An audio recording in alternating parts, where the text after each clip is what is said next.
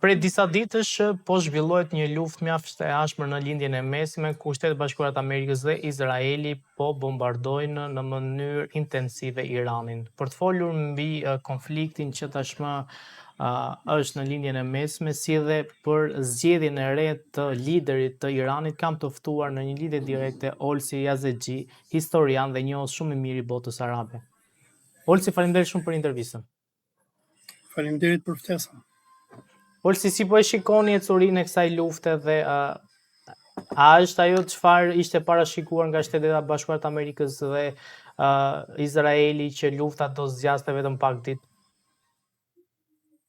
Lufta tashmë ka shkuar në ditën e 11 dhe lufta nuk ka shkuar ashtu sikur shpresonte kriminali i luftës Benjamin Netanyahu, kryeministri polak i Izraelit, edhe i akuzuari për përdhunime presidenti amerikan Donald Trump. Si Netanyahu shpresonin se duke vrarë Imam Ali Khamenein, hoxhën suprem të Iranit në datën 28 shkurt, ata shpresonin që do të sillnin ndryshimin apo përmbysjen e regjimit në Iran. Kjo është hera e dytë që Netanyahu mundohet që ta bëjë diçka të tillë. Herën e parë Netanyahu e bëri në qershor të vitit 2025, kur nisi bombardime të pabesa ndaj Iranit. Dhe kjo është hera e dytë. Presidenti Trump, duke patur, domethënë, një administratë të përbërë nga vagabond, nga njerëz të akuzuar për përdhunime dhe njerëz që nuk janë ekspert politikës, kujtoi se sulmi që izraelitët nisën kundër Iranit, se nuk ishte Trumpi që e nisi, do të kishte suksesin që pati sulmi amerikan ndaj Venezuelës, ku amerikanët rrëmbyen presidentin venezuelian dhe e morën peng dhe pak a shumë ndryshuan natyrën e regjimit në Venezuelë me Delcy Rodriguez. Dëshira e Netanyahu dhe ëndra e tij ka qenë vitet 90, që në vitin 1991, ai gjithmonë ka ndërruar që të bëjë ndryshime regjimi, shkatrime të vendeve myslimane, të cilat mbështesin Palestinën, dhe Izraeli ka patur sukses, të themi të vërtetën, me shkatrimin e Irakut, përmbysjen e Saddam Huseinit, shkatrimin e Libisë, përmbysjen e Muammar Gaddafit, shkatrimin e Sirisë, përmbysjen e Bashar al-Assadit, ndarjen e Yemenit, Sirisë, Sudanit, Somalisë e tjerë. Megjithatë, kalkulimet e izraelito-amerikanëve nuk dolën sikur ata kishin menduar në rastin e Republikës Islamike të Iranit, nga që iranianët ishin të përgatitur për këtë luftë dhe sikur po shihet deri në këto momente, në aspektin geostrategjik luftën po e fiton Irani. Në aspektin teknologjik kuptohet që amerikanët kanë superioritet ushtarak, ata dominojnë qiejt e Iranit, janë duke bërë masakra të papara, duke vrarë që nga nxënës shkollash, bombarduar rafineri, fabrika, uzina, kombinate, pallate e tjerë, në mënyrë që të përdorin pak a shumë atë që izraelitët quajnë the Dahia Doctrine, apo doktrina e Dahijes. Doktrinën e Dahijes Izraeli e ka implementuar për herë të parë në luftën me Hizbullahin në Liban në 2006, kur Izraeli nuk e mund dot kundërshtarin e tij, kryen krime lufte, domethënë vret civil, terrorizon civil, në mënyrë që ta detyroj palën kundërshtare që të kërkojë armë pushim. Amerikanët po e bëjnë këtë gjë, por iranianët jo vetëm që nuk u bëjnë armë pushim, por po i përgjigjen overturave të Trumpit për armë pushim me një jo të vendosur.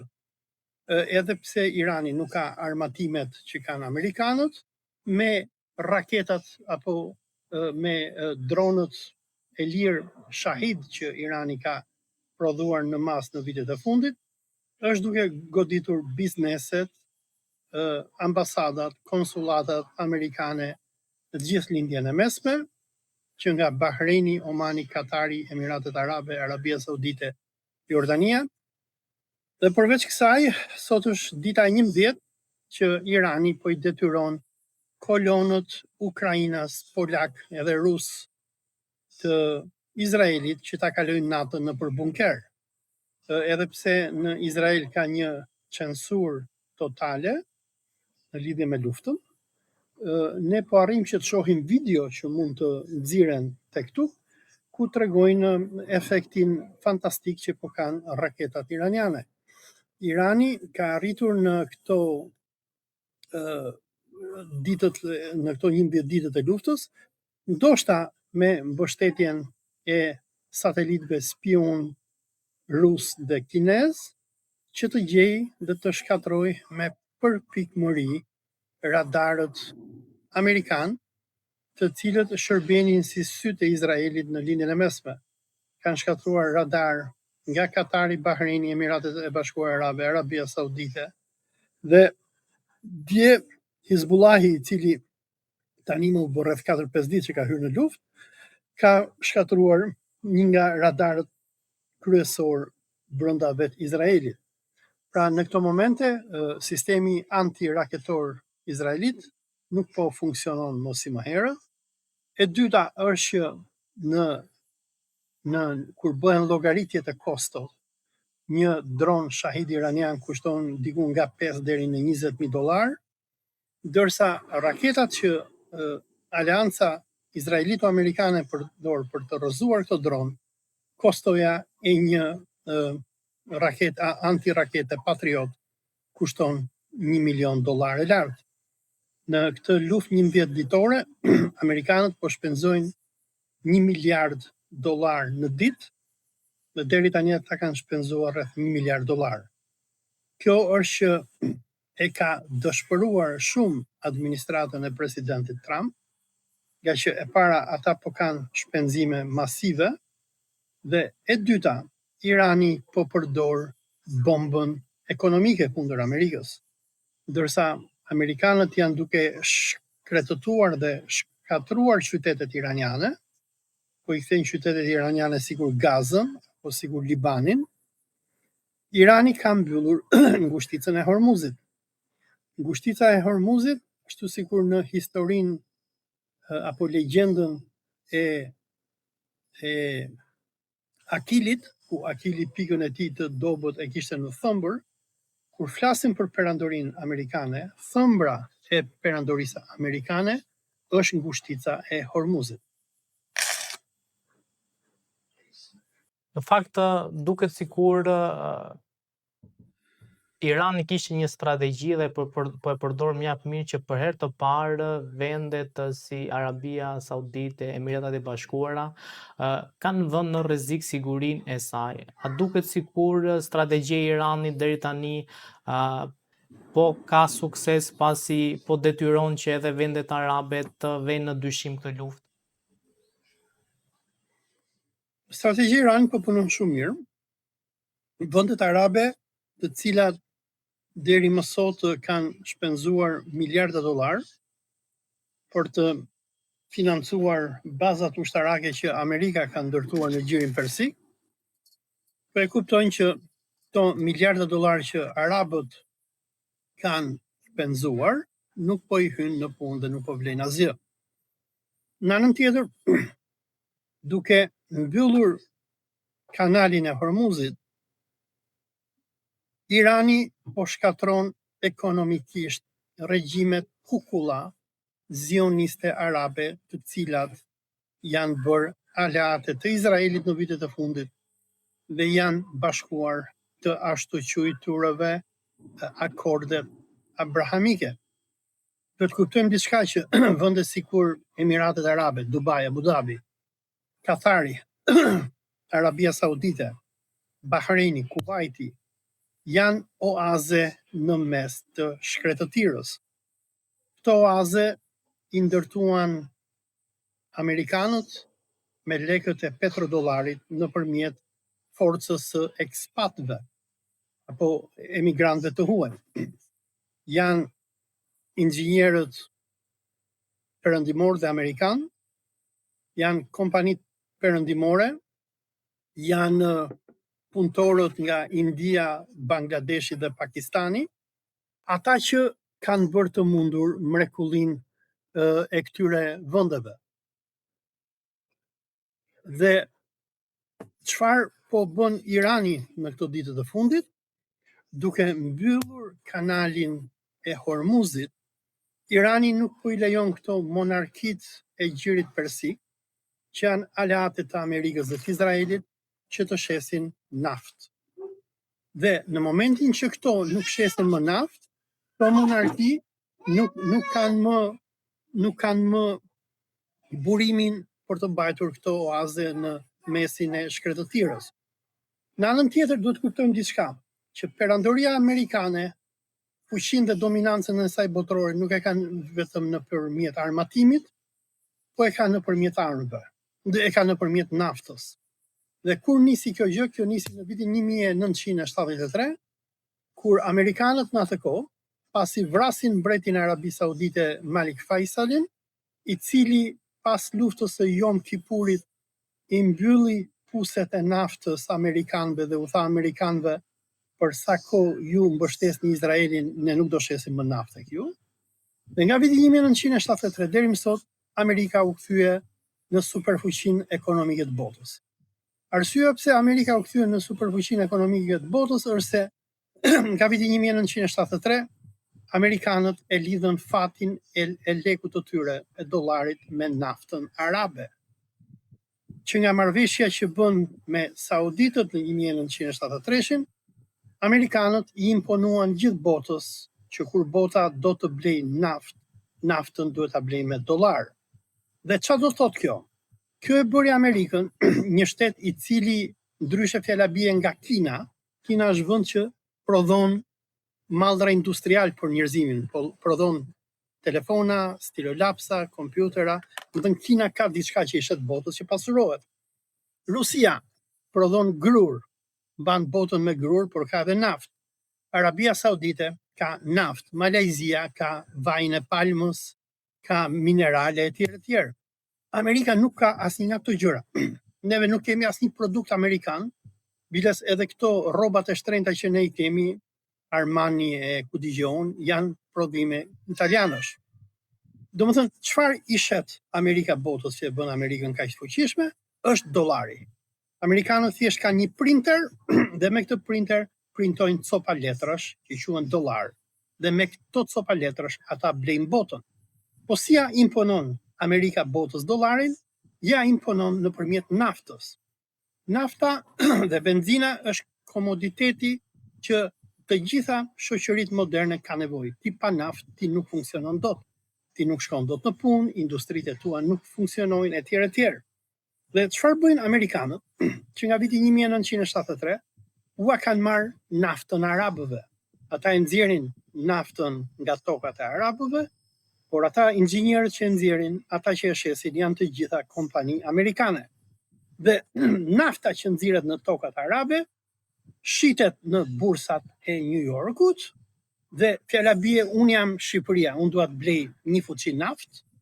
Tani që ta blejon këtë një fuçi naftë, un nuk e blej dot me lek shqiptar, se leku shqiptar nuk ka vlerë. Amerikanët kanë detyruar gjithë botën që un kur si Shqipëria apo po zëm jam çet kastrati, po shkoj që të blej naftën, un kam nevojë për dollar amerikan.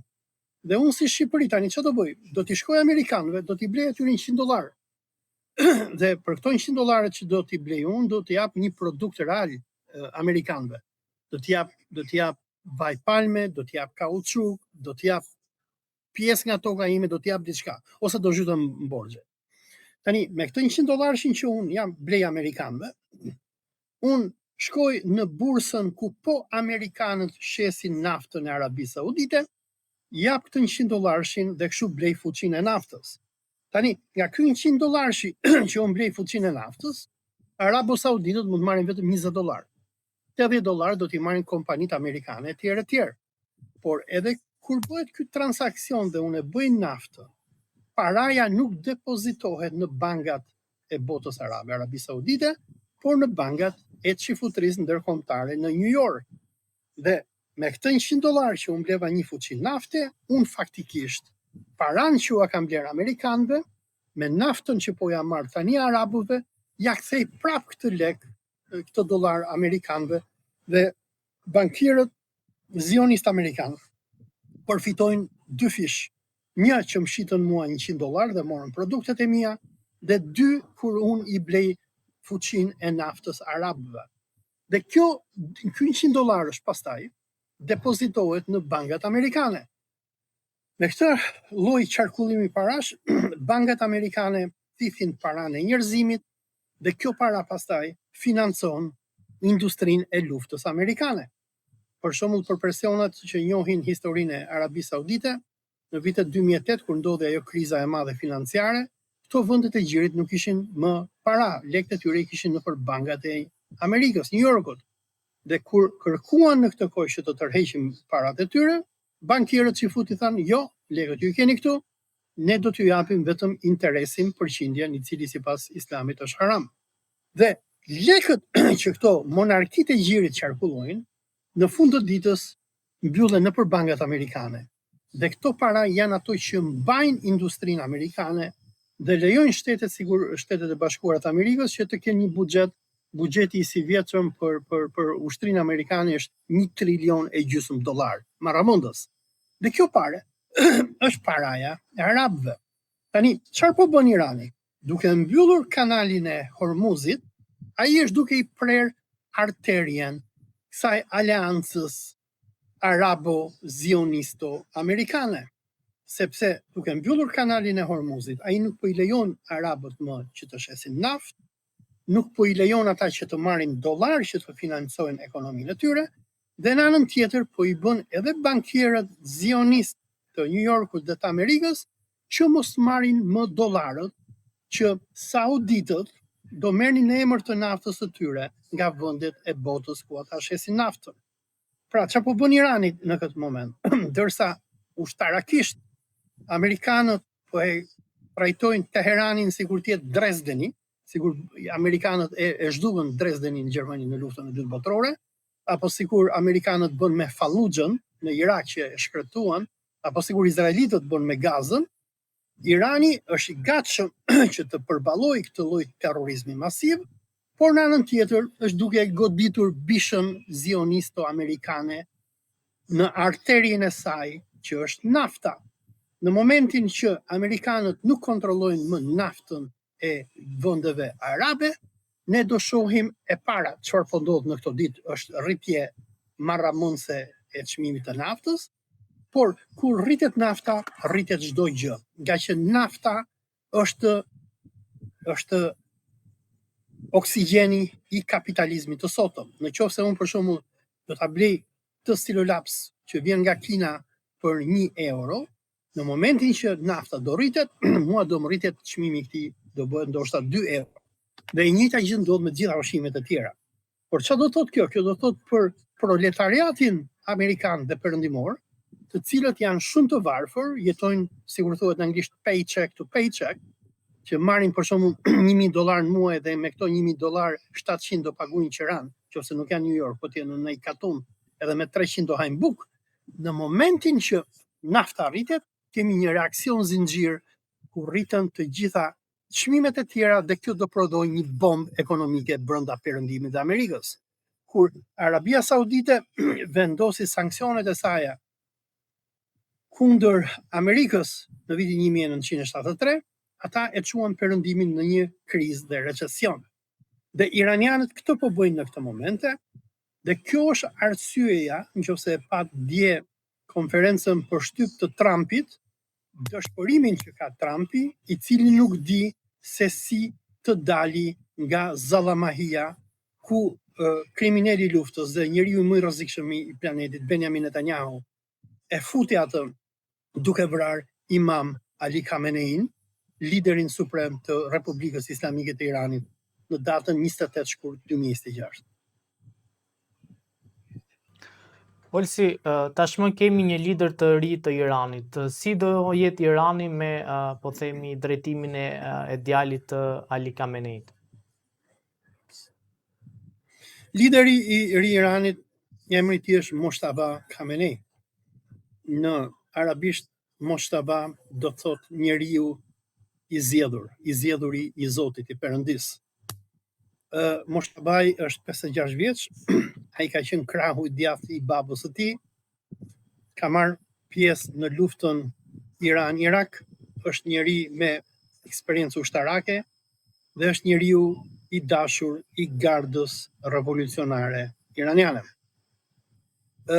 Moshtabai në këto momente që u zgjodh imami i Republikës Islamike, është një person i cili përveç se ka backgroundin e tij fetar, përveç se ka mbështetjen e gardës revolucionare, në të njëjtën kohë ai është një person që izraelitët në datën 28 shkurt i vran babën, nënën, gruan edhe vajzën. I kanë vrarë 4 njerëzit më të afërt familjes. Dhe sikur mund të imagjinohet, ai është një person që do të kërkojë hakmarrje. Për gardën revolucionare iraniane, për revolucionarët iranianë, për personat që duan luftë dhe fitore të Iranit ndaj Izraelit dhe zionizmit, Moshtabai shihet si njeriu që do sjellë ndryshimin e madh, nga që ndryshe nga babai i tij, i cili ka qenë shumë i moderuar dhe i bënte nervoz shumë strateg iranian dhe nuk i lejoi iranianët që të zhvillojnë bombën nukleare dhe raketa interkontinentale. Shpresohet që një nga fetvat e para që Moshtaba Khamenei do sjelli do të jetë që ai do të lejojë prodhimin e bombës nukleare. Dhe iranianët po e shohin në këtë luftë të tmerrshme që ata po kanë në këto momente, ku perandoria judeo-amerikane po i masakron iranianët në mas, ata e kuptojnë që e vetmja mënyrë se si Irani mund të mbijetojë dhe mos ketë fatin e Irakut të Saddam Husseinit, apo e Libisë së Muammar Gaddafit, apo i Jugosllavisë, apo i vendeve të tjera që ka shkatruar Perëndimi, e vetmja mënyrë se si Irani mund të mbijetojë është bomba nukleare. Megjithatë, iranianët, se duhet kuptojnë që Irani është një shtet teokratik, imami i Republikës Islamike të Iranit është përfaqësues apo mëkëmbës i Imam Mehdiut. Imam Mehdiu në teologjinë shite është kushëriri i largët i Abazaliut, që është legjenda e Bektashive që thotë erdhi Abazaliu në Tomor nga Kerbelaja. Po është pak a shumë pasardhës i Imam Aliut nëpërmjet linjës së Imam Huseinit. Dhe në teologjinë shite, shitët besojnë që para ditës së Qametit, Allahu do të zbresi Imam Mehdiun, i cili do të udhëheqë muslimanët në një betejë finale kundër Dejjalit apo antikrishtit, i cili do të drejtojë ushtrinë e judejve nga Palestina. Vrasja e Imam Ali Khameneit, që ka shkaktuar edhe këtë tërbim të iranianëve, të cilët po sulmojnë amerikanët në të gjitha cepat e botës, ka të bëjë me konceptin e mazlumit, e quajnë ata. Termi mazlum do të thotë në persisht dikush që është dhunuar padrejtisht. Dhe shiitët kanë këtë konceptin e martirizimit, sikur Imam Huseini në Kerbela që u vra nga Jezidi, dhe në profecitë e tyre, në hadithet e tyre, shiitët besojnë që në fundin e kohës ata do të përballen me ushtrinë antikrishtit dhe një njeri drejt në mesin e tyre do të vritet, që ata mendojnë që është Imam Ali Khamenei, dhe në profecitë e tyre ata besojnë që në fund të muajit të Ramazanit, por nuk dihet se në cilin Ramazan, Irani apo grupi besimtarëve do të goditet me një ulërim të madh që do vijë nga qielli. Dhe shumë teolog dhe eskatolog e përkthejnë këtë si një sulm nuklear që do të ndërmerret nga Izraeli apo nga Amerika. Megjithatë, iranianët nuk kanë frikë nga një sulm nuklear amerikan, biles për personat që kanë ndjekur një intervistë që Steve Witkoff, këshilltari apo i dërguari special i presidentit Trump, dha në fillim të shkurtit 2026, ku thoshte që presidenti Trump po habitet pse nuk po kapitullojnë iranianët. Shiitët në teologjinë e tyre kanë idenë e martirizimit. ata do më thënë e quajnë për nder që të vriten dhe të vdesin në luftë, sikur Imam Hyseini vdiq në Kerbela. Dhe për ata do më thënë e mirë presin një sulm nga Amerika dhe Izraeli, por duke ndjekur shembullin dhe traditën e Imam Hyseinit, ata nuk e pranojnë kurrë nënshtrimin ndaj një pushteti brutal. Dhe për iranianët, kjo aleanca judeo-amerikane e sotme shihet si aleanca e Jeffrey Epsteinit. Në për mediat iraniane, Donald Trumpi, Netanyahu, Jeffrey Epsteini tregojnë si pjesë e një aleance vrasësish, sadistësh, pedofilësh, dhe për shembull emailat e Epsteinit që u bën publike etj. I kanë bindur iranianët që ata përballen me të keqen ekstreme të fundit të kohës, dhe ata presin që, dhe faktikisht kjo është diçka që beson edhe Benjamin Netanyahu. Rebe Labovic, një nga rabinët e Netanyahut, i ka thënë atij disa dekada më herët që ti do të jesh kryeministri i fundit të Izraelit dhe mbrapa te do vinë Meshia. Dhe ashtu sikur izraelitët besojnë, judejnë besojnë që ata do bëjnë një betejë të madhe eskatologjike kundër ishmaelitëve, domethënë muslimanëve dhe islamit, ku ata do të bëjnë Armagedonin, ku do të bëjnë një mal me koka njerëzish që do ta vrasin, ndoshta nëpërmjet përdorimit të bombës nukleare. Edhe iranianët besojnë në të njëjtën gjë, që ata do të përballen me të keqen e madhe të judejve në fundin e kohës, ku ata do të goditen me armë të shkatrimit të mas. Por pasi të ndodhi kjo goditje apokaliptike, cila do të vrasi me miliona njerëz, më pas Allahu do të sjellë Imam Mehdiun, i cili do t'i udhëheqë iranianët, muslimanët dhe të gjithë popujt e botës, dhe do t'i nxjerrë ata nga robëria e zionizmit ndërkombëtar.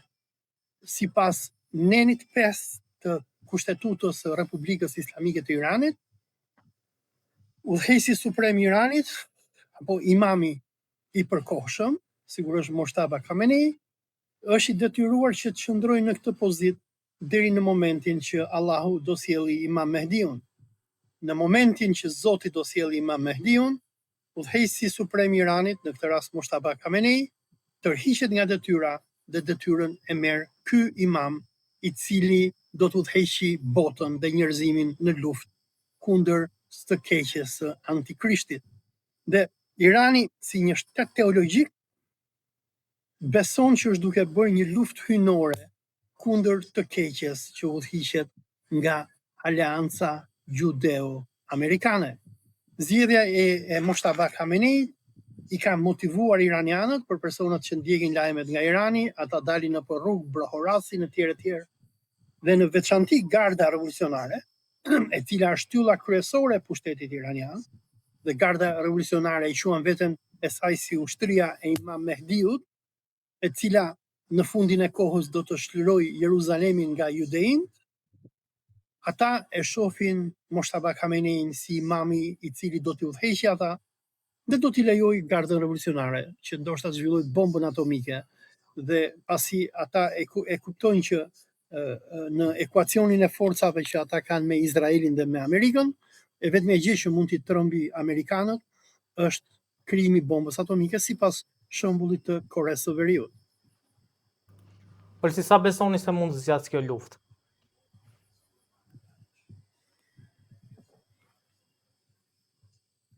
Varet nga disa gjëra. Gjëja e parë është që iranianët nuk do të dorëzohen. Ata ngelen duke i refuzuar ofertat e amerikanëve për armë pushim. Iranianët, për mendimin tim, do të pranonin një armë pushim vetëm nëse vrasin Benjamin Netanyahu, se ata duhet marrin hak për Imam Aliun, ose nëse vrasin disa ministra të kabinetit të Izraelit, numër 1. Numër 2, nëse ata do t'i imponojnë amerikanëve që t'i heqin gjithë sanksionet që ata kanë futur Republikën Islamike të Iranit që nga viti 1979, amerikanët e quajnë Iranin shtet terrorist. Domethënë ti po ti jesh punëtori i administratës amerikane, ti automatikisht klasifikohesh si terrorist nga amerikanët. Domethënë, iranianët mund të arrijnë në një armë pushim nëse amerikanët i heqin të gjitha sanksionet që ata kanë vënë kundër Iranit, e lejojnë Iranin që të marrë frym, i lejojnë iranianët që të vrasin disa ministra izraelit dhe të marrin hakun e Imam Aliut, dhe një kërkesë tjetër që iranianët besojnë do t'ia bëjnë amerikanëve nëse arrijnë armë pushim, do të jetë që Izraeli të tërhiqet nga Libani, Gaza dhe Breku Perëndimor dhe t'japi fund gjenocidit kundër palestinezëve, libanezëve, sirianëve dhe popujve të tjerë musliman. Dhe një nga kushtet e tjera që ata duan nga amerikanët, po nuk e di domethënë nëse këtë edhe mund ta negociojnë ata, nga që njoftimi më i fundit i Gardës Revolucionare ndaj këtyre qeverive arabe të gjirit, të cilat janë të gjitha në panik me Iranin tani. Garda Revolucionare në një nga komunikatat e fundit që kanë nxjerrë i ka kërkuar regjimeve arabe, i ka thënë që nëse doni të shisni naftë, dëboni ambasadat amerikane dhe konsulatat nga vendi, nga territori juaj dhe bazat ushtarake. Domethënë, Irani do një botë arabe të lirë, e cila nuk kontrollohet nga britanikët, amerikanët dhe izraelitët.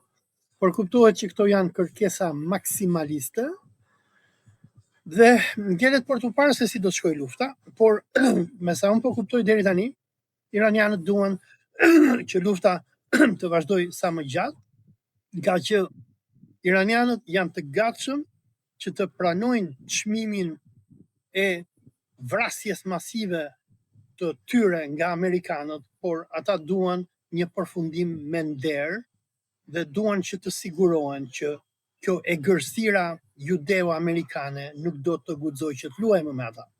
Iranianët kanë shembullin e Vietnamit, shembullin e Afganistanit, shembullin e shumë popujve që kanë bërë luftra shlirimtare kundër perandorive, që nga perandoria sovjetike deri te perandoria amerikane, dhe iranianët e kanë parë për shembull që Afganistani është varri perandorive.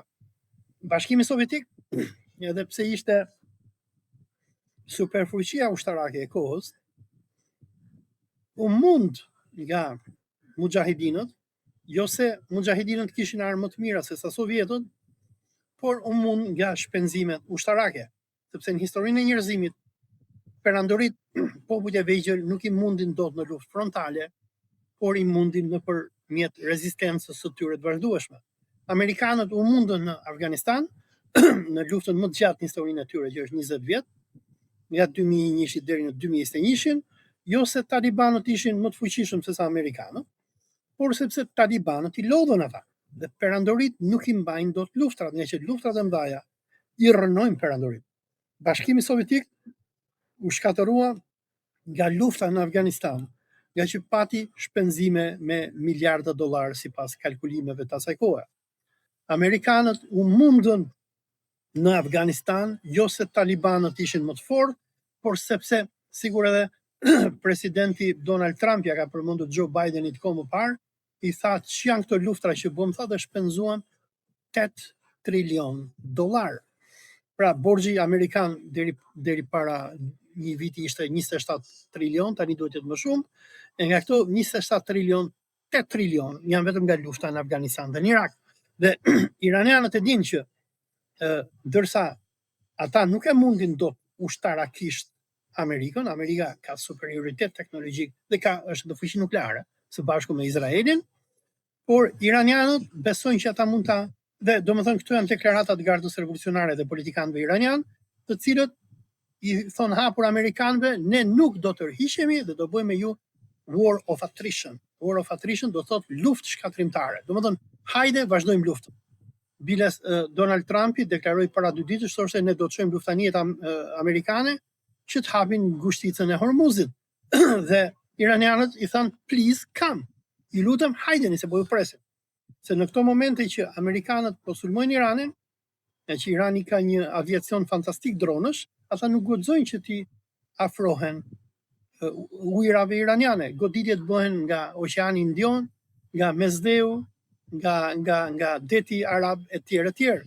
ku domethënë me distanca shumë të mëdha që edhe iranianët e kanë të vështirë që ti shigjetojnë luftanijet amerikane. Dhe biles, jo vetëm kjo, por politikanë iranianë edhe po i lutën Trumpit edhe po i thonë bohu burr, sjell ushtrin tënde në Iran, se duhem që të luftojmë like man to man, si burri me burrin, dhe të përballemi si burrat. Amerikanët kanë frikë që ta bëjnë këtë gjë dhe Donald Trumpi në këto momente është në një periudhë dëshpërimi për personat që ndoqën konferencën e tij dje për media, ai ishte i dëshpëruar dhe nuk di çfarë të bëj, por si një person ignorant që është, i pa shkollë dhe langaraq, Trumpi thjesht mburra i thoshte ne kemi shkatruar flotën, kemi shkatruar aviacionin iranian, po i shkatrojmë fabrikat e tjera. Po është e vërtetë që ata kanë fundosur shumë anije iraniane, ata kanë shkatruar shumë avion iranian, por edhe iraniani po godet, edhe Irani po godet. Dhe jo vetëm kjo, por Tel Avivi, Izraeli është bëri pabanueshëm. Kolonët slav që kanë ardhur nga Bashkimi Sovjetik të Izraelit kanë 11 ditë që flenë nëpër tunele, nëpër bunkere. Dhe çfarë sjell kjo? Kjo sjell shkatrimin e ëndrrës zioniste. Jo vetëm për të bërë atë Izraelin e madh biblik që psikopat sikur Netanyahu me kompani duan, por edhe për të mbajtur atë Izraelin e vitit 1967. Dhe çfarë po ndodh tani? Dhe ju në Shqipëri e dini shumë mirë, ne kemi një lukuni me çifutur që po vjen nga Izraeli, që po blejnë prona, biles kanë filluar po blenin edhe vila nga Zamir Mane që Zamiri po ndërton në Korçë. Ata nuk po lënë vrim të Shqipërisë. Nga Hasi i Kuksit, nga Kamza, nga Tepelena e deri në Korçë, duke bler apartamente. Dhe për ata persona që ndoqën vizitën e Ramës në Knesetin Izraelit në janar 2026, kur Rama i thoshte Netanyahu po më dridhen këmbët para jush, dhe Rama nuk i njente, e që Rama i ka frikë ata, Netanyahu publikisht i bëri thirrje Izraelitëve, i tha shkoni në Shqipëri. Ja që shqiptarët duhet ta dinë që përpara krijimit të Izraelit, përpara se të bëjë realitet shteti çifut me mundjen e Hitlerit në luftën e dytë botërore, një projekt i çifutëve ishte që Izraelin e tyre ta krijonin në Shqipëri, nga që e dinin që shqiptarët janë popull pa zot, popull që nuk kanë ndonjë fuqi që do t'i vinë në krah dhe do t'i kundërshtojë kolonët çifut. Ndërsa Izraeli, që nga momenti që është krijuar në 1948 e deri më sot, ka parë vetëm luft. Ata njerëz jetojnë nëpër tunele, nëpër bunkere. Dhe për ata do të ishte një ëndër që të vinin në Shqipëri, duke patur parasysh politikat depopulluese dhe anti-shqiptare që regjimi i Edi Ramës ka ndjekur në këtë dekadën e fundit, ku rreth 1 milion shqiptarë kanë braktisur vendin dhe vendi dhe banesat janë të pabanuara. Për ata Shqipëria është një jackpot dhe Allahu na ruaj, inshallah nuk na kthejnë edhe neve në Palestinën e dytë. Olsi, faleminderit shumë për intervistën, ishte kënaqësi. Faleminderit për ftesën. Selam aleikum.